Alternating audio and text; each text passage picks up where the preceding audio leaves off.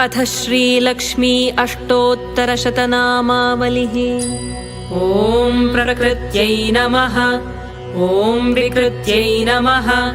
ॐ विद्यायै नमः। ॐ सर्वभूतहितप्रदायै नमः। ॐ श्रद्धायै नमः।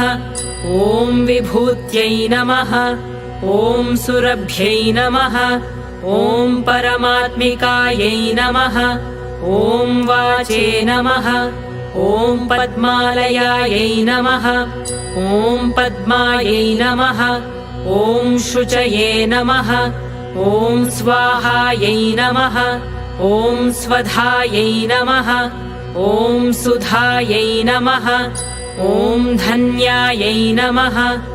ॐ हिरण्मय्यै नमः। ॐ लक्ष्म्यै नमः।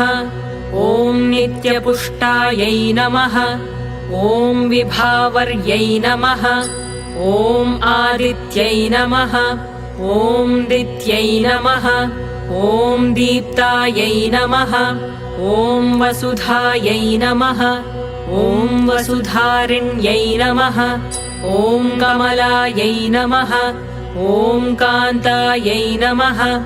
ॐ कामाक्ष्यै नमः। ॐ कमलसम्भवायै नमः। ॐ अनुग्रहप्रदायै नमः। ॐ बुद्ध्यै नमः। ॐ अनघायै नमः। ॐ हरिवल्लभायै नमः। ॐ अशोकायै नमः। ॐ अमृतायै नमः। ॐ दीप्तायै नमः। ॐ लोकशोकविनाशिन्यै नमः। ॐ धर्मनिलयायै नमः। ॐ करुणायै नमः। ॐ लोकमात्रे नमः। ॐ पद्मप्रियायै नमः। ॐ पद्महस्तायै नमः। ॐ पद्माक्ष्यै नमः। ॐ पद्मसुन्दर्यै नमः। ॐ पद्मोद्भवायै नमः। ॐ पद्ममुख्यै नमः। ॐ पद्मनाभप्रियायै नमः। ॐ रमायै नमः। ॐ पद्ममालाधरायै नमः। ॐ देव्यै नमः। ॐ पद्मिन्यै नमः। ॐ पद्मगन्धिन्यै नमः। ॐ पुण्यगन्धायै नमः। ॐ सुप्रसन्नायै नमः। ॐ प्रसादाभिमुख्यै नमः।